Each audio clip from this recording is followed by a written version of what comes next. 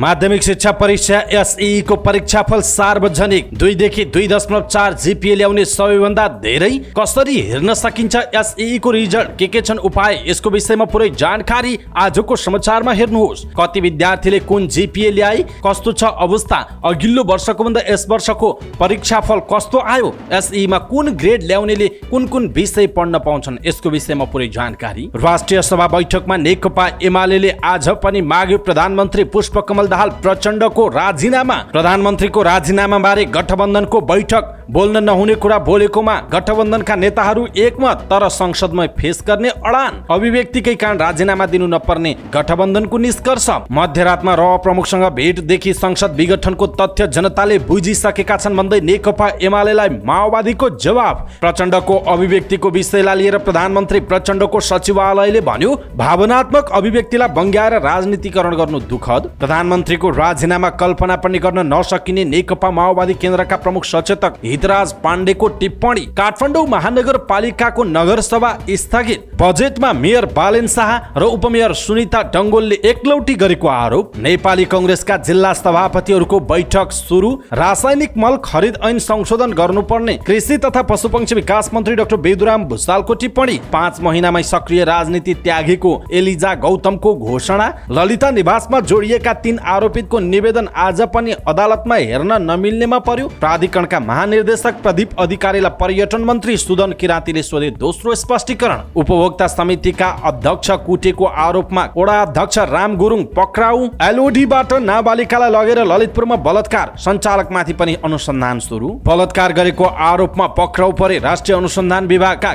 गुप्तचर कर्मचारी र गायक रविङ तामाङको आइतबार अन्त्येष्टि गरिने। गुडिरहेको बसमा करेन्ट लाग्दा सल्यानमा 2 जनाको ज्यान गयो। धनगढीमा लागु औषध सहित 3 जना पक्राउ। नेप्से स्थिर 3 अर्ब माथिको शेयर कारोबार कुन कम्पनीले कमाए, कुन कम्पनीले गुमाए यसको बारेमा पुरै जानकारी। आईएमई लाइफको आईपीओमा खोल्यो आवेदन। दक्षिण अफ्रिकामा विषाक्त ग्यास लिक हुँदा 16 जनाको मृत्यु। मेक्सिकोमा बस दुर्घटना हुँदा 27 जनाको ज्यान गयो। श्रीलङ्काको नौसेनाले पक्राउ गरेका 22 जना भारतीय मछुवाहरू भए रिहा। र इङ्ल्यान्ड र स्पेन 21 वर्ष मुनिको युरोकप फुटबल च्याम्पियनसिपको फाइनलमा प्रवेश। दर्शक महानुभाव नमस्कार, समाचारपाटी.com को न्यूज बुलेटिनमा यहाँलाई हार्दिक स्वागत छ। म प्रहलाद चन्द्र घिमिरे। सदाको चाहिँ आज पनि हामी उपस्थित भइसकेका छौँ आज दिनभरिका मुख्य समाचार, ब्रेकिङ न्यूज अपडेट लगायत तपाईँलाई काम लाग्ने हेर्नै पर्ने महत्त्वपूर्ण समाचारहरू लिएर। हाम्रो मेहनतका लागि यो भिडियोमा एउटा लाइक अवश्य गर्नुहोला। दर्शक महानुभाव पलपलको न्यूज अपडेट हेर्नका लागि हाम्रो च्यानललाई तपाईँले अहिलेसम्म सब्स्क्राइब गर्नुभएको छैन भने कृपया सब्स्क्राइब गर्नुहोस् अनि नजिकै आउने बेल आइकनलाई क्लिक गर्नुहोला। दैनिक रूपमा हेर्नुहुन्छ भने रेगुलर भनेर लेख्नुहोला। आज पहिलोचोटि हो भने फर्स्ट टाइम भनेर लेखिदिनु होला। देशभित्र हुनुहुन्छ भने आफू रहेको गाउँठाउँ सहर जिल्लाको नाम लेख्नुहोला। विदेशमा हुनुहुन्छ भने कुन देशबाट हेरिरहनु भएको छ त्यो कुरा तलको कमेन्ट बक्समा कमेन्ट गर्नुहोला। आउनुहोस् दर्शक महानुभाव आजका मुख्य समाचार सुरु गरौँ। एसई को नतिजा सार्वजनिक भएको र कसले कति जीपीए ल्याए, कति विद्यार्थीले कति जीपीए ल्याए र कति ग्रेड ल्याउने विद्यार्थीले कुन कुन विषय पढ्न पाउँछन् भन्ने विषयवस्तुको जानकारीबाट। माध्यमिक शिक्षा परीक्षा एसई को परीक्षाफल सार्वजनिक भएको छ। राष्ट्रिय परीक्षा बोर्डका अनुसार परीक्षामा 3.6 देखि 4 जीपीए ल्याउनेको संख्या 22,475 जना रहेको छ, जुन कुल परीक्षार्थीको 2.9% रहेको बोर्डले पत्रकार सम्मेलन गरी जानकारी दिएको छ। त्यस्तै 3.2 देखि 3.6 जीपीए ल्याउनेको संख्या 55,069 र 2.8 देखि 3.2 जीपीए ल्याउनेको संख्या 72,372, 2.4 देखि 2.8 जीपीए ल्याउनेको संख्या 89,331 जना रहेको जनाइएको छ। सबैभन्दा धेरै 2 देखि 2.4 जीपीए ल्याउने विद्यार्थी छन्। उनीहरूको संख्या 1,02,293 छ। यस वर्षको एसईमा 4,84,993 जना परीक्षार्थी सहभागी भएका थिए। यसैबीच एसई को नतिजा सार्वजनिक भएको छ। नतिजा आए लगत्तै विद्यार्थी र अभिभावकलाई जति सक्दो छिटो नतिजा हेर्न पाए हुन्थ्यो भनेर आतुर छ। तर नतिजा कसरी छिटो थाहा पाउन सकिन्छ भन्ने जानकारी नहुँदा धेरै अभिभावक र विद्यार्थीहरू यता र उता भौतारिने गर्छन्। कतिपय वेबसाइटहरू थाहा नहुँदाखेरि एउटै वेबसाइटमा धेरै लोड गर्ने र नेटवर्कको प्रब्लमले गर्दाखेरि चाँडै नतिजा थाहा नपाउने समस्याहरू भइरहेको छ। राष्ट्रिय परीक्षा बोर्डले एसई परीक्षाको नतिजा सहजै हेर्न व्यवस्था गरेको बोर्डका अध्यक्ष डाक्टर महाश्रम शर्माले जानकारी दिनुभयो। त्यसका लागि विद्यार्थीले वेबसाइट एसएमएस आइभीआरबाट हेर्न सकिने उहाँको भनाइ छ। परीक्षाको नतिजा हेर्नका लागि 1600 मा डायल गरी प्राप्त निर्देशन अनुसार नतिजा जान्न सकिने व्यवस्था गरिएको छ। त्यस्तै एसएमएस र इन्टरनेटको माध्यमबाट पनि नतिजा हेर्न सकिन्छ। परीक्षा नियन्त्रण कार्यालय र नेपाल टेलिकमको वेबसाइटमा नतिजा हेर्न सक्ने व्यवस्था गरिएको छ। एसएमएसका लागि 1600, त्यस्तै गरी 31003 34949, एसएमएसका लागि 1600, त्यस्तै अर्को छ 31003, त्यस्तै अर्को छ 34949, त्यस्तै अर्को छ 35001 र अर्को छ 31064 मा डायल गर्न सकिने व्यवस्था गरिएको छ। नतिजा हेर्नका लागि राष्ट्रिय परीक्षा बोर्ड अन्तर्गतको कक्षा 10 को परीक्षा नियन्त्रण कार्यालय सानोठुमी भक्तपुरको वेबसाइट www.see.gov.np मा पनि हेर्न सकिन्छ। त्यस्तै गरी nev.gov.np, त्यस्तै गरी नेपाल टेलिकम लगायतका विभिन्न वेबसाइटहरू मार्फत पनि एसई को नतिजा हेर्न सकिने जनाइएको छ। यसै बीच राष्ट्रिय परीक्षा बोर्डले यस वर्षको माध्यमिक शिक्षा परीक्षा एसई को नतिजा सार्वजनिक गरेको छ। नतिजा अनुसार 22,400 जनाले 3.60 देखि 4 जीपीए ल्याएको जनाइएको छ। एसई को नतिजा se.gov.np, nev.gov.np लगायतका विभिन्न वेबसाइटमा हेर्न सकिने, विभिन्न एसएमएसमा हेर्न सकिने जनाइएको छ। परीक्षामा 4,85,396 जना परीक्षार्थी सहभागी भएका थिए र हामीले यहाँलाई जानकारी गराइरहेका छौं। खासगरी जीपीए 0.80 देखि जीपीए 1.20 सम्म 2200, यसको पर्सेन्टेज 0.45 रहेको छ। त्यस्तै गरी 1.20 देखि 1.60 सम्म 38,770 रहेको छ, यसको पर्सेन्टेज भनेको 7.99% हो। यसै गरी हामीले यहाँहरूलाई चाहिँ स्क्रिनमा पनि देखाइरहेका छौं कुन कुन जीपीए ल्याउने विद्यार्थीहरू कति छन् भन्ने विषयवस्तुमा हामीले यहाँहरूलाई यो जानकारी पनि गराइरहेका छौं। त्यसो त अब धेरैलाई कौतूहलता हुन सक्छ, एसईमा कुन ग्रेड ल्याउनेले के पढ्न पाउँछ अथवा कुन कुन विषय पढ्ने भन्ने अभिभावक र विद्यार्थी सबैलाई एउटा कौतूहलताको विषय हुन सक्छ। राष्ट्रिय परीक्षा बोर्डले माध्यमिक शिक्षा परीक्षा एसई 2079 को नतिजा सार्वजनिक गर्यो। नतिजा पुरानै ग्रेडिङ प्रणालीबाट सार्वजनिक गरिएको हो, जसअनुसार प्राप्त अङ्कका आधारमा यी ग्रेड पनि निर्धारण गरेर विद्यार्थीलाई प्रमाणपत्र दिइनेछ। अब सार्वजनिक गरिएको नतिजामा विद्यार्थी फेल भएका छैनन्, तर उनीहरूले ल्याउने अङ्कको आधारमा के विषय पढ्न पाउने र नपाउने भन्ने सरकारले तोकिदिएको छ। त्यसकारणले हामीले यो विषय यहाँहरूमा आज प्रस्तुत गर्दैछौँ। धेरै विद्यार्थी र अभिभावकहरूलाई फलदायी हुने हिसाबले हामीले यो समाचार सार्वजनिक गर्दैछौँ। त्यसकारण यहाँहरूले देश तथा विदेश जहाँबाट हेरेको भए पनि आफ्नो फेसबुकमा यो भिडियो सेयर गर्नु होला। एसई दिएका विद्यार्थी र उनीहरूका अभिभावकलाई मेसेन्जरमा पठाइदिनु होला, ताकि उहाँहरूले पनि यो विषय थाहा पाउन सक्नुहुनेछ। कक्षा 11 मा भर्ना हुन पाउन अंग्रेजी, गणित, विज्ञान, नेपाली र सामाजिकमा न्यूनतम D+ ल्याउनै पर्छ। विज्ञान विषय पढ्न विज्ञान र गणितमा C+ ल्याउनै पर्छ। 8 विषयमा परीक्षा दिँदा गणित, नेपाली, अंग्रेजी, सामाजिक अध्ययन र विज्ञान बाहेकका 3 विषयमा भने जुन ग्रेड ल्याउँदा पनि हुन्छ। नेपाली, अंग्रेजी र सामाजिक अध्ययनमा D ग्रेड ल्याएर पनि विज्ञान पढ्न पाउँछन्। कक्षा 11 मा पढाइ हुने विज्ञान समूह अन्तर्गत physics, chemistry, biology, math, computer science र एग्रिकल्चर पर्छन्। यस समूहमा भर्ना हुने विद्यार्थीले समग्र नतिजामा न्यूनतम जीपीए 2 ल्याउनै पर्छ। विषय अनुसार जुन ग्रेड ल्याए पनि न्यूनतम जीपीए 1.6% मात्र ल्याएका विद्यार्थीले भने सिपमूलक समूहमा मात्र भर्ना हुन पाउँछन्। सिपमूलक विषय समूह अन्तर्गत animal science, plant science, electrical engineer, civil engineering र कम्प्युटर इन्जिनियरिङ पर्छ। यी विषय प्राविधिक धारबाट परीक्षा दिएका विद्यार्थीका लागि रहेको जनाइएको छ। समग्र नतिजामा न्यूनतम जीपीए 1.6 ल्याएका तर गणित, नेपाली, अंग्रेजी, सामाजिक अध्ययन र विज्ञान गरी 5 विषयमा D+ ल्याएका विद्यार्थीले व्यवस्थापन तथा मानविकी विषयमा समूहमा भर्ना हुन पाउनेछन्। सैद्धान्तिक विषयतर्फ C वा त्यसभन्दा तल्लो ग्रेड प्राप्त गरेका परीक्षार्थीले चाहेमा ग्रेड वृद्धिको परीक्षा दिन पाउँछन्। मूल परीक्षामा 2 विषयसम्म अनुपस्थित भएको वा 2 विषयसम्म ग्रेड नखुलेका विषयमा पनि परीक्षार्थीले परीक्षा दिन सक्ने जनाइएको छ। सार्वजनिक गरिएको एसई को परीक्षा गत चैतको 17 गतेदेखि 29 गतेसम्म सञ्चालन भएको थियो। दर्शक महानुभाव, एसईमा कुन ग्रेड ल्याउने विद्यार्थीले के पढ्न पाउँछ भन्ने विषयवस्तुको यो महत्त्वपूर्ण जानकारी हामीले यहाँहरूमा आज प्रस्तुत गर्यौं। तपाईलाई कस्तो लाग्यो कृपया एउटा कमेन्ट तलको कमेन्ट बक्समा कमेन्ट गर्नुहोला। सँगसँगै आज सबै पास भएका छन्, फेल कोही भएको छैन, तर ग्रेड वृद्धि गर्न चाहने विद्यार्थीले ग्रेड वृद्धि गर्न पाउँछ। यी ग्रेडसम्म राखेर परीक्षाफल सार्वजनिक भएको छ। सम्पूर्ण एसई दिएका विद्यार्थीहरूलाई धेरै धेरै शुभकामना, बधाई एवं शुभकामना हामी व्यक्त गर्दछौँ। तपाईले पनि आफ्नो एउटा शुभकामनाको सन्देश तलको कमेन्ट बक्समा कमेन्ट गर्नुहोला। र यो नतिजासँग सम्बन्धित धेरै कुराहरू हामीले सार्वजनिक गरेको कारण, धेरै समाचारहरू प्रसारण गरेको कारण यो भिडियोलाई आफ्नो फेसबुक, ट्विटर लगायतका सामाजिक सञ्जालमा सेयर गरिदिनु होला र मेसेन्जरमा आफ्ना आफन्तजन, इष्टमित्र, साथीभाइ जो एसई दिएका विद्यार्थी छन् र उनका अभिभावकहरू छन् उनीहरूलाई पठाइदिनु भयो भने कुन विषय पढ्ने, कति जीपीए ल्याउँदा के हुन्छ भन्ने विषयवस्तु जानकारी हुन सक्छ। त्यसकारणले मैले अनुरोध गरेको छु यहाँहरूले यो भिडियो सक्दो सेयर गरिदिनु होला।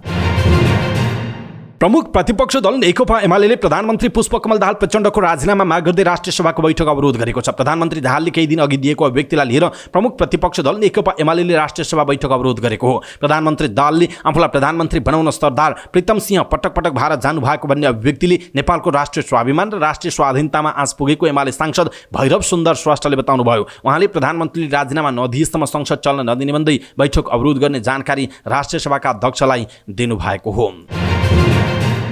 प्रमुख प्रतिपक्ष दल नेकपा एमाले प्रधानमन्त्री पुष्पकमल दाहाल प्रचण्डको अभिव्यक्तिलाई लिएर राजीनामा मागेपछि सत्ता गठबन्धन बचाउमा उत्रिएको छ। बालुवाटारमा बसेको गठबन्धनको बैठकले प्रधानमन्त्रीले संसद फेस गर्ने निष्कर्ष निकालेको छ।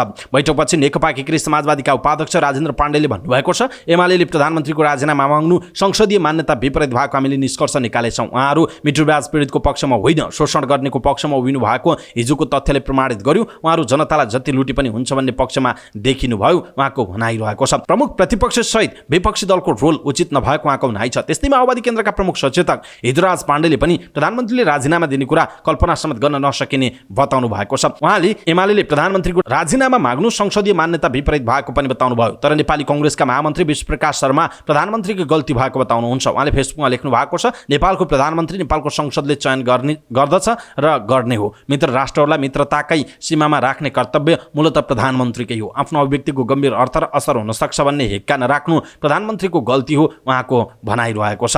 प्रमुख प्रतिपक्ष दल एमाले त राजीनामा दिनुपर्ने अडान लिएको छ नि भन्ने प्रश्नमा नेपाली कांग्रेसका सहमहामन्त्री जीवन परियारले उहाँहरूले राजीनामा माग्यो भन्दैमा दिनुपर्छ भन्ने छैन भन्नुभयो। हामी पनि तत्काल प्रधानमन्त्री फेर्ने पक्षमा छैनौँ, त्यो हुन सक्दैन उहाँले भन्नुभएको छ। त्यसो त जसपा प्रवक्ता मनिष सुमनले पनि प्रधानमन्त्री जस्तो जिम्मेवार व्यक्ति बोल्दा विचार गर्नुपर्ने तर्क गर्नुभएको छ। गठबन्धन मात्र नभएर प्रीतम सिंहबारे दिएको अभिव्यक्तिलाई अपव्याख्या गरेर राजनीतिक अभिष्ट पूरा गर्न खोजिएको प्रधानमन्त्रीको सचिवालयले पनि आरोप लगाएको छ।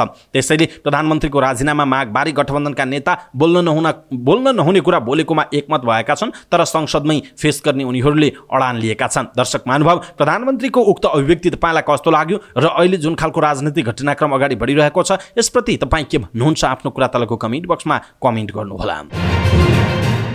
सत्ता गठबन्धनले प्रधानमन्त्रीले दिएको अभिव्यक्तिका कारण प्रधानमन्त्रीबाट राजीनामा दिनु नपर्ने निष्कर्ष निकालेको छ। प्रधानमन्त्रीको सरकारी निवास बालुवाटारमा बसेको सत्तारूढ दलहरूको बैठकले कुनै बेलाको प्रसङ्गलाई दिएको अभिव्यक्तिलाई लिएर प्रधानमन्त्रीले राजीनामा दिनु नपर्ने निर्णय गरेको हो। बैठकपछि सञ्चारकर्मीहरूसँग कुराकानी गर्दै नेकपा एकीकृत समाजवादीका उपाध्यक्ष राजेन्द्र प्रसाद पाण्डेले प्रधानमन्त्रीले दिएको अभिव्यक्तिलाई लिएर प्रमुख प्रतिपक्ष दल नेकपा एमाले प्रधानमन्त्रीको राजीनामा माग्नु असंसदीय भएको निष्कर्ष गठबन्धनले निकालेको बताउनुभयो। उहाँले बैठकमा गठबन्धनका दलहरूको छलफलबाट राजीनामा दिनु नपर्ने निष्कर्ष निकालिएको बताउनुभयो। त्यस्तै बैठकले कोशी प्रदेशको मुख्यमन्त्रीमा नेपाली कांग्रेस कोशी प्रदेश संसदीय दलका नेता उद्धव थापालाई मुख्यमन्त्री बनाउने गरी प्रस्ताव पेश गर्न संघबाट निर्देशन दिएको पनि जानकारी दिएको छ। यसैबीच नेकपा माओवादी केन्द्रले पार्टी अध्यक्ष एवं प्रधानमन्त्री पुष्पकमल दाहाल प्रचण्डले सरदार प्रीतम सिंहबारे दिएको अभिव्यक्तिलाई लिएर प्रमुख प्रतिपक्ष दल एमालेबाट भ्रामक प्रचार भएको भन्दै आपत्ति जनाएको छ। पार्टी उपाध्यक्ष एवं प्रवक्ता कृष्णबहादुर महराले एक विज्ञप्ति जारी गर्दै प्रधानमन्त्रीको सदा सहायतालाई दुराशयमा बदल्न खोज्नु एमालेको गलत चाहना पूरा हुने अभिष्टता बाहेक केही नभएको टिप्पणी गर्नुभयो। लोकतन्त्रको अभ्यास गर्ने थलो संसद समेत अवरोध गरिएको प्रति उहाँले आक्रोश पोख्नु भएको छ।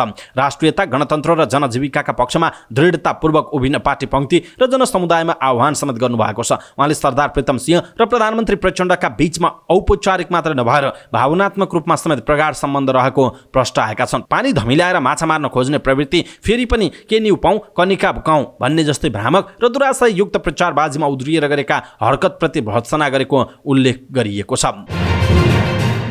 एक पुस्तक विमोचनका क्रममा दिएको अभिव्यक्तिका कारण प्रधानमन्त्री पुष्पकमल दाहाल प्रचण्ड विवादमा परेपछि उहाँको सचिवालयले संसदमा स्पष्टीकरणको मौका समेत नदिई एकपक्ष प्रचार गरेको भन्दै असन्तुष्टि जनाएको छ। प्रीतम सिंहबारे लेखिएको पुस्तक विमोचन कार्यक्रमलाई प्रचण्डले एकपटक आफूलाई प्रधानमन्त्री बनाउन सिंहले धेरै पटक दिल्ली गएको बताउनु भएको थियो। प्रधानमन्त्रीको उक्त अभिव्यक्तिप्रति आपत्ति जनाउँदै प्रमुख प्रतिपक्ष दल नेकपा एमाले प्रतिनिधि सभा र राष्ट्रिय सभा बैठक अवरोध गरेको छ। उसले प्रधानमन्त्रीको राजीनामा समेत मागेको छ। बिहिबार बसेको सत्तारूढ गठबन्धनको बैठकले पनि संसद फेस गर्ने निर्णय गरेको छ। लगत्तै प्रधानमन्त्रीका प्रेस सल्लाहकार गोविन्द आचार्यले वक्तव्य जारी गर्दै प्रधानमन्त्रीको अभिव्यक्तिलाई अपव्याख्या गरिएको बताउनुभयो। माओवादी शान्ति प्रक्रियामा आएसँगै प्रचण्डसँग सरदार प्रीतम सिंहको भेटघाट चिन्जान भएको र 2067-68 सालमा प्रचण्डकी जेठी छोरी ज्ञानुको उपचार गर्ने क्रममा दिल्ली स्थित घरमा बसेकाले प्रचण्ड र प्रीतमको सम्बन्ध औपचारिक मात्र नभएर भावनात्मक एवं पारिवारिक समेत भएको बताउनु भएको छ।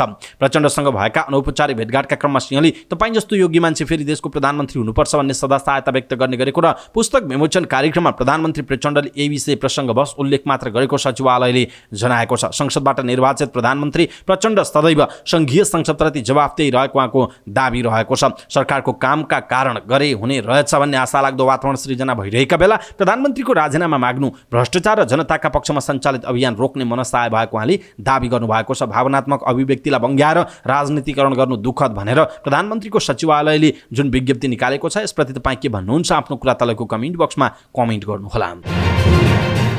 नेकपा माओवादी केन्द्रका प्रमुख सचेतक हितराज पाण्डेले प्रधानमन्त्रीको राजीनामा कल्पनै गर्न नसकिने बताउनुभयो। प्रधानमन्त्रीको सरकारी निवास बालुवाटारमा बसेको सत्तारूढ गठबन्धनको बैठकपछि सञ्चारकर्मीसँग कुराकानी गर्दै उहाँले यस्तो बताउनु भएको हो। उहाँले प्रधानमन्त्री पुष्पकमल दाहालले आफूले दिएको व्यक्तिका बारेमा संसदमा आफ्नो धारणा राख्ने र भावनात्मक विषयवस्तुहरूलाई अर्कै प्रसङ्गमा बोलिएका व्यक्तिगत कुरालाई लिएर संसद अवरोध गर्नु उचित नभएको बताउनुभयो। उहाँले बाहिरको विषयवस्तुलाई संसदमा ल्याएर एकैपटक प्रधानमन्त्रीको राजीनामा माग्नु नौलो कुरा भएको पनि बताउनु भएको छ।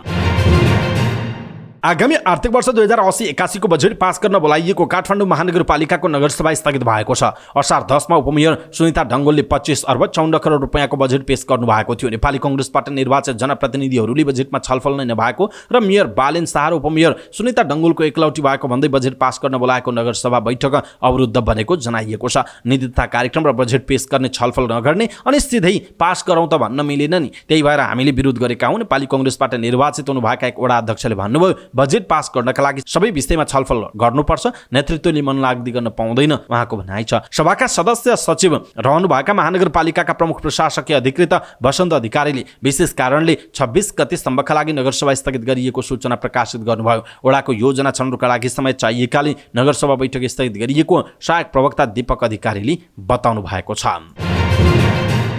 नेपाली कांग्रेसका जिल्ला सभापतिहरूको बैठक पार्टीको केन्द्रीय मुख्यालयमा सुरु भएको छ। बिहिबार मध्याह्न पार्टी केन्द्रीय कार्यालयमा बैठक सुरु भएको हो। 2 दिन सञ्चालन हुने बैठकमा पार्टी सदस्यता वितरण, नवीकरण र पार्टी सञ्चालन विधिबारे छलफल हुनेछ। बैठकमा पार्टी महामन्त्री द्वय गगन कुमार थापा र विष्णुप्रकाश शर्मा तथा युवा तथा खेलकुद मन्त्री एवं नेपाली कांग्रेसका नेता डिकबहादुर लिम्बू लगायतका नेताहरूको सहभागिता रहेको छ।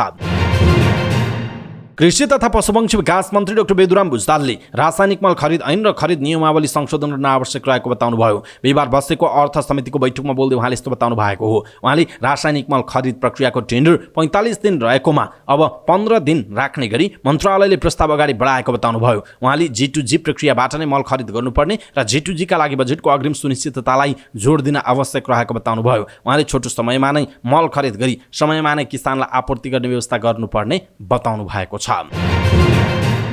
अभिनेत्री, मोडल तथा नागरिक उन्मुक्ति पार्टीकी नेत्री एलिजा गौतमले सक्रिय राजनीति त्यागेको घोषणा गर्नुभयो। देश र जनताको सेवा गर्ने भन्दै 5 महिना अघि राजनीतिमा जोडिनु भएको उहाँले बिहिबार फेसबुकमा स्टाटस लेख्दै सक्रिय राजनीतिबाट विश्राम लिएको घोषणा गर्नुभयो। आगामी दिनमा समाजसभामा लाग्ने पनि उहाँले बताउनुभयो। धरानका मेयर हर्क साम्पाङलाई भेटेर उहाँले वृक्षारोपण गरेको र 10 वटा साबेल उपहार स्वरूप प्रदान गरेको पनि उहाँले उल्लेख गर्नुभयो। उहाँले साम्पाङलाई प्रेरणाको स्रोत मान्दै दलको सक्रिय राजनीति गर्नेलाई धरान पुगेर साम्पाङको काम हेर्न पनि सुझाव दिनुभयो। सामाजिक कामको सिलसिलामा आफू धरानमा पुगेको उल्लेख गर्दै उहाँले समाजसेवामा सक्रिय हुने बताउनुभयो। फिल्म अनुरागबाट अभिनयमा डेब्यू गर्नुभएकी एलिजाले केही म्युजिक भिडियोमा समेत अभिनय गर्नुभएको छ। उहाँले अभिनय गर्ने फिल्मको घुइँचो पनि घोषणा भएको थियो तर त्यो निर्माण हुन सकेन। एलिजा 5 महिना अघि नागरिक उन्मुक्ति पार्टीमा प्रवेश गर्नुभएको हो। उक्त पार्टीका संस्थापक नेता रेशम चौधरीलाई रिहा नगरी देशमा आगो बाल्ने अभिव्यक्ति दिएर एलिजा एकाएक चर्चामा आउनु भएको थियो। साथै चौधरीलाई स्वागत गर्न डिल्लीबजार कारागारमा समेत उहाँ पुग्नु भएको थियो। आफूलाई गैरकानुनी रूपमा पक्राउ गरेको दाबी सहित अदालत गएका ललिता निवास जग्गा अनियमितता प्रकरणका 3 आरोपितहरूको निवेदन आज पनि सुनवाई नहुने अवस्थामा पुगेको छ। मिनबहादुर गुरुङ, धर्मप्रसाद गौतम र सुधीर कुमार शाहले पेश गरेको बन्दी प्रत्यक्षकरणको निवेदन न्यायाधीशहरू विश्वम्बर प्रसाद श्रेष्ठ र कुमार रेग्मीको इजलासमा परेको थियो। न्यायाधीश रेग्मीले ललिता निवासको जग्गा अनियमितताको मुद्दा हेर्न मिल्दैन, उनी ललिता निवासको जग्गा खरिद बिक्रीमा जोडिएका छन्। न्यायाधीश रेग्मीले ललिता निवासको जग्गा अनियमितताको मुद्दा हेर्न नमिल्नेमा राखेको बताइएको छ। यसअघि कानुन व्यवसायमा संलग्न हुँदा मिनबहादुर गुरुङ र भटपाटिनी डिपार्टमेन्ट स्टोरका कानुनी सल्लाहकार भएकाले उहाँले त्यो निवेदन सुनवाई गर्न नमिल्ने जनाइएको छ। उहाँले यसअघि पनि आफू कहाँ परेका ललिता निवास जोडिएका मुद्दा हेर्नुहुन्थेन। ललिता निवास जग्गा अनियमिततामा मुछिएका मध्ये 17 जना आरोपितले गत वर्ष सर्वोच्च अदालत गएर अन्तरिम आदेश लिएर बसेका थिए। त्यति बेला आदेश विरुद्ध निवेदन नदिएको नेपाल प्रहरी केही दिन अघि त्यसको बदर हुनुपर्ने माग राखेर सर्वोच्च अदालत गएको हो। नेपाल नागरिक उड्डयन प्राधिकरणका महानिर्देशक प्रदीप अधिकारीलाई संस्कृति पर्यटन तथा नागरिक उड्डयन मन्त्री सुदन किराँतीले दोस्रो स्पष्टीकरण सोध्नु भएको छ। पहिलो स्पष्टीकरणको जवाफ अधिकारीले नदिएपछि के कति कारणले जवाफ नदिएको हो भन्ने ब्यौराको दोस्रो स्पष्टीकरण मन्त्री किराँतीले सोध्नु भएको हो। पर्यटन मन्त्रालयका अनुसार बुधबारको मन्त्री स्तरीय निर्णयबाट दोस्रो स्पष्टीकरण सोधिएको 3 दिनको समय राखेर स्पष्टीकरण सोधिएको छ। यसअघि गत असार 11 गते 9 बुँदे प्रश्न सोधिएको थियो। 7 दिनको समय राखी सोधिएको प्रश्नको जवाफ महानिर्देशक अधिकारीले दिनु भएन। उहाँले आफूलाई मन्त्री परिषदले नियुक्त गरेको भन्दै स्पष्टीकरण नदिने अडान राख्नुभयो। अब 3 दिनभित्र पनि जवाफ नआएमा भने कानुन अनुसार प्रक्रिया अगाडि बढ्ने स्पष्टीकरणमा उल्लेख गरिएको छ। उपभोक्ता समितिका अध्यक्षमाथि कुटपिट र गालीगलौज गरेको आरोपमा माछापुच्छ्रे गाउँपालिका वडा नम्बर 8 का वडा अध्यक्ष राम गुरुङलाई प्रहरीले पक्राउ गरेको छ। वडा अध्यक्ष बुधबार साँझ आफै प्रहरीमा उपस्थित भएको जिल्ला प्रहरी कार्यालय कास्कीका प्रवक्ता डीएसपी श्रवण कुमार विकले बताउनुभयो। उहाँ हिजो आफै प्रहरी कार्यालयमा उपस्थित हुनुभयो। अहिले हाम्रो नियन्त्रणमा हुनुहुन्छ। डीएसपी विकले भन्नुभयो उहाँमाथि कानुन बमोजिम अनुसन्धान प्रक्रिया अगाडि बढाइएको छ। उहाँको भनाइरहेको छ। ठमेल स्थित एलओडी लर्ड अफ ड्रिङ्क्स क्लब गएकी एकजना नाबालिका बलात्कार गरेको आरोपमा एकजना पक्राउ परेका छन्। 23 जेठमा एलओडी क्लब गएकी 16 वर्षीय बालिकालाई ललितपुर लगेर बलात्कार गरेको आरोपमा पोखरा घर भई ललितपुरको बागडोल बस्ने 50 वर्षीय सुदन बहादुर कोइराला पक्राउ परेको जिल्ला प्रहरी परिसर ललितपुरका एसएसपी सिद्धिविक्रम शाहले जानकारी दिनुभयो। उहाँका अनुसार जेठ 31मा बिहान बागडोल स्थित कार्यालयमा बलात्कृत भएको भन्दै पीडितले प्रहरी कहाँ किटानी जारी दिएकी थिइन्। जारी परेपछि कोइरालालाई पक्राउ गरेर अनुसन्धान सुरु गरिएको थियो। बयानका क्रममा उनले पीडित उमेर पुगेको युवती भएको दाबी गरेका थिए। उमेर नपुगेको केटीले क्लबमा प्रवेश नै पाउँदैन, त्यसैले ऊ नाबालिग होइन, कोइरालाको बयान छ। उहाँको यो बयानपछि प्रहरीले एलओडीका सञ्चालकलाई पनि छानबिनको दायरामा ल्याएको छ। नाबालिगलाई एलओडी प्रवेश दिएको विषयलाई लिएर प्रहरीले क्लबका सञ्चालक रुदिल बल्लभ श्रेष्ठ र राजु सिंह सुवालमाथि अनुसन्धान थालेको हो। उनीहरू विरुद्ध जिल्ला अदालत ललितपुरबाट पक्राउ पर्ची लिएर प्रहरीले खोजी गरिरहेको जनाइएको छ। राष्ट्रिय अनुसन्धान विभाग गुप्तचरका 1 जना सूचक बलात्कार आरोपमा पक्राउ परेका छन्। जिल्ला प्रहरी परिसर काठमाडौँले जबरजस्ती करणीको कसुरमा विभागमा कार्यरत दाङघर भएका दामोदर पौडेललाई पक्राउ गरेको। काठमाडौँ प्रहरीका एसपी सीताराम रिजालका अनुसार पीडितले दिएको किटानी जारीका आधारमा पौडेललाई पक्राउ गरेर काठमाडौँ प्रहरी अन्तर्गतको महिला सेलले थप अनुसन्धान गरिरहेको जनाइएको छ। पीडितका अनुसार सामाजिक सञ्जाल मार्फत सम्पर्कमा आएर पौडेल उनीसँग नजिकिएका थिए। विभिन्न डर, धाक, धम्की र प्रलोभन देखाएर नजिकिएर आफूलाई बलात्कार गरेको पीडितको भनाइरहेको छ। त्यसपछि पनि कुराकानी भइरहेकोमा विवाह गर्ने विषयमा आलटाल गरिरहने पीडितको भनाइरहेको छ। सामाजिक सञ्जाल मार्फत चिन्जान भएर कुराकानी हुने क्रममा उनले मलाई विवाह गर्ने भने प्रेम जालमा पारेर मेरो दैनिक विवरण रेखदेख गर्ने र मेरो पछि लागेर विभिन्न प्रकारले प्रभावमा पारेर मेरो डेरा कोठामा माघ 21, 2078 आएका थिए। जारीमा भनिएको छ त्यति बेला मलाई झुक्क्याएर विवाह गर्ने भन्दै इच्छा विपरीत करणी गरेका थिए। उनको भनाइरहेको छ।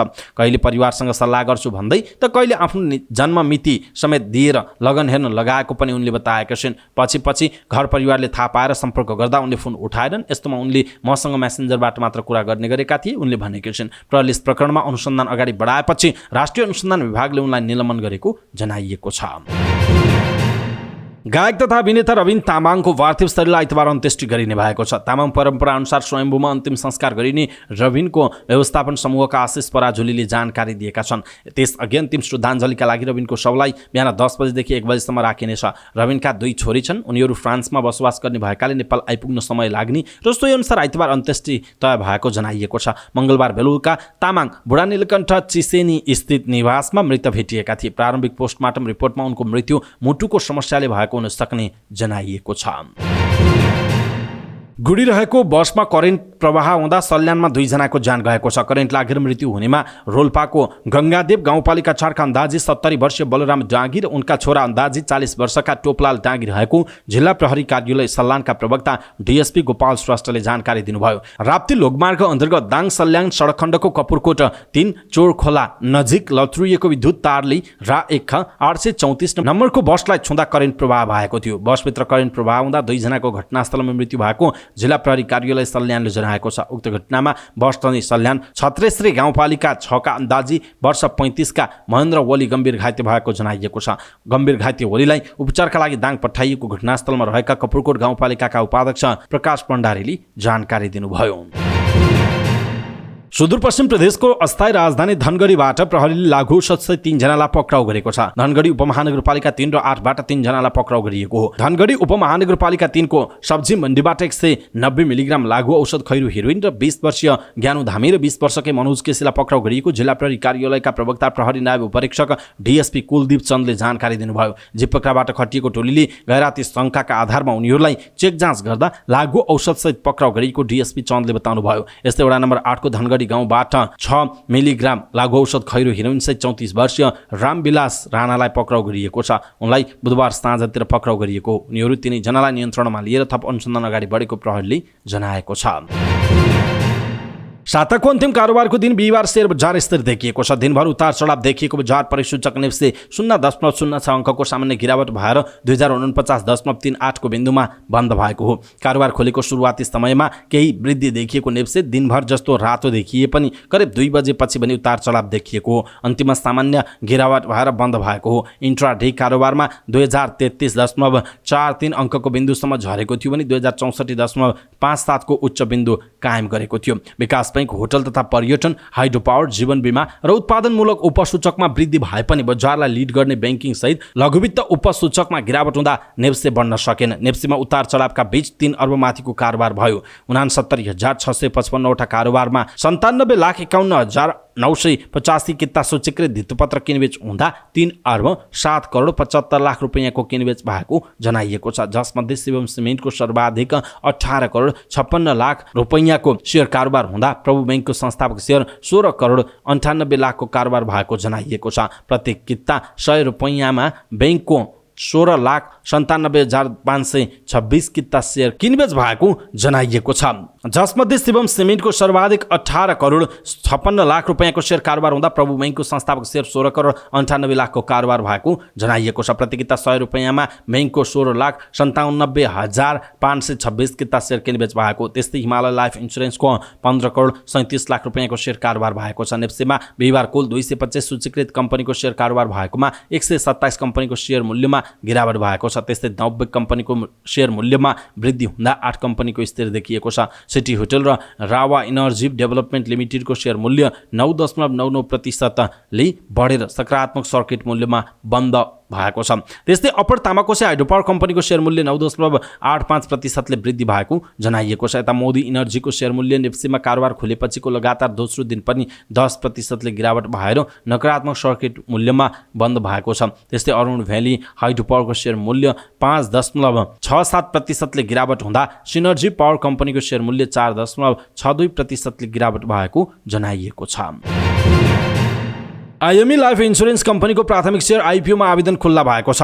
कम्पनीले असारको 21 बिहिबारदेखि आइपिओमा आवेदन खुल्ला गरेको हो। कम्पनीले प्रति शेयर 100 रुपैयाँ अङ्कित मूल्यमा 136 रुपैयाँ 91 पैसा प्रिमियर थप गरी प्रति शेयर कुल 236 रुपैयाँ 91 पैसामा आइपिओ निष्कासन खुल्ला गरेको हो। जारी पुँजी 4 अर्ब रुपैयाँको 30% का दरले हुन आउने 1 अर्ब 20 करोड रुपैयाँ बराबरको 1,20,00,000 किता शेयर निष्कासन गर्न नेपाल धितोपत्र बोर्डबाट स्वीकृति पाएको थियो। जसको 10% ले हुने 12 लाख किता शेयर नेपाल सरकारको सम्बन्धित निकायबाट श्रम स्वीकृत गरी विदेशमा रोजगारीमा रहेका नेपाली नागरिकहरूका लागि निष्कासन गरी बाँडफाँड गरिसकेको जनाइएको छ। त्यस्तै सार्वजनिक निष्कासनका लागि स्वीकृति पाएको शेयरको 5% ले हुने 6 लाख किता सामूहिक लगानी कोष र 5% ले हुने 6 लाख किता शेयर कम्पनीका कर्मचारीलाई छुट्याइएको जनाइएको छ।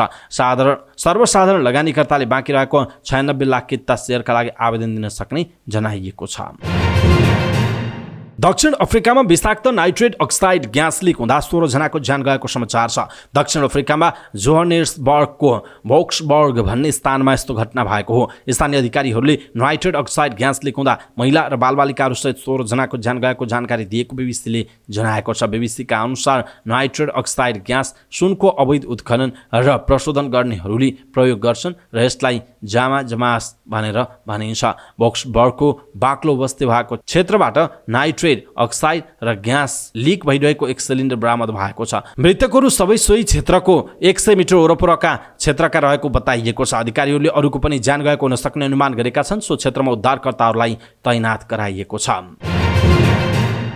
मेक्सिकोमा भएको भयङ्कर सडक दुर्घटनामा कम्तीमा 27 जनाको ज्यान गएको छ। दक्षिणी प्रान्तमा यात्रुले भरिएको बस सडकबाट खोजमा खस्दा 27 जनाको मृत्यु भएको हो भने घटनामा 1.5 दर्जन बढी घाइते भएका छन्। अन्तर्राष्ट्रिय सञ्चार माध्यमका अनुसार बस सडकबाट 60 मिटर तल खसेको हो। राजधानी मेक्सिको सिटीबाट सान्टिआगो सहरतर्फ गइरहेको बस ब्रेक फेल भएर दुर्घटना भएको त्यहाँको प्रहरीले जनाएको छ। श्रीलङ्काको अदालतले पक्राउ परेका 22 जना भारतीय मछुवालाई रिहा गर्न आदेश दिएको छ। तमिलनाडुको रामनाथपुरमा जिल्लाको मण्डपम र पुडुकोटोईमा माछा मार्ने बन्दरगाहबाट निस्केका उनीहरूलाई श्रीलङ्काको जाफनाको डेल्फ्ट टापु नजिकैबाट पक्राउ गरिएको थियो। श्रीलङ्काको जल क्षेत्रमा प्रवेश गरेको आरोपमा त्यहाँको नौसेनाले उनीहरूलाई गएको जुन 22 तारिकमा पक्राउ गरेको थियो। साथै मछुवाबाट भारतीय डुङ्गा समेत नियन्त्रणमा लिएको थियो। पक्राउ परेका 22 जना मछुवालाई स्थानीय प्रहरीले अनुसन्धानपछि अदालतमा उपस्थित गराएको थियो। न्यायाधीशले उनीहरूलाई जुलाई 5 तारिक अर्थात् हिजोसम्म न्यायिक हिरासतमा राख्न आदेश दिएको थियो। हिरासतपछि पूरा भएपछि फेरि अदालतमा पेश गरिएका उनीहरूलाई अदालतले रिहा गर्न आदेश दिएको समाचार संस्था ANI ले जनाएको छ। हिजो रिहा भएका 22 जना भारतीय मछुवा केही दिनभित्र नेपाल फर्कने अपेक्षा आफूले गरिएको पनि मछुवा सङ्घलाई उद्धृत गरी भारतीय सञ्चार माध्यमहरूले जनाएका छन्। र इङ्ल्यान्ड र स्पेन 21 वर्ष मुनिको युरो कप फुटबल च्याम्पियनसिपको फाइनलमा प्रवेश गरेको छ। जर्जिया र रोमानियामा संयुक्त रूपले आयोजना भइरहेको प्रतियोगिताको सेमिफाइनलमा इजरायललाई 3-0 हराउँदै इङ्ल्यान्ड फाइनलमा पुगेको हो। जर्जिया विरुद्धको खेलमा इङ्ल्यान्डलाई विजयी गराउन मोर्न गिब्स व्हाइट, कोले पाल्मर र क्यामरुन आर्चरले 1-1 गोल गरेका हुन्। जितसँगै इङ्ल्यान्डको 21 वर्ष मुनिको टोलीले स्पेन विरुद्धको फाइनल भिडन्त तय गरेको छ। प्रतियोगिताको अर्को सेमिफाइनल खेलमा युक्रेनलाई 5-1 ले हराउँदै स्पेन फाइनलमा पुगेको हो। प्रतियोगिताको फाइनल खेल शनिबार जर्जियाको बातुमी शहरमा हुने जनाइएको छ। अवस्था दर्शक महानुभाव समाचारपाटी.com का न्यूज बुलेटिन अहिलेका लागि यति नै। हामीले प्रस्तुत गरेका यी समाचारहरूप्रति तपाईँको धारणा के छ? आफ्नो धारणा तलको कमेन्ट बक्समा कमेन्ट गर्नुहोला। हाम्रो मेहनतका लागि यो भिडियोमा एउटा सानो लाइक अवश्य गर्नुहोला। दर्शक महानुभाव, पलपलको न्यूज अपडेटका लागि हाम्रो च्यानललाई तपाईँले अहिलेसम्म सब्स्क्राइब गर्नुभएको छैन भने कृपया सब्स्क्राइब गर्नुहोस् अनि नजिकै आउने बेल आइकनलाई क्लिक गर्नुहोला। समाचारपाटी.com को न्यूज बुलेटिन नेपाली समयअनुसार भोलि बिहान 5 बजे लिएर फेरि हामी उपस्थित हुनेछौँ। पलपलको न्यूज अपडेटका लागि समाचारपाटी.com हेर्दै गर्नुहोस्। नमस्कार।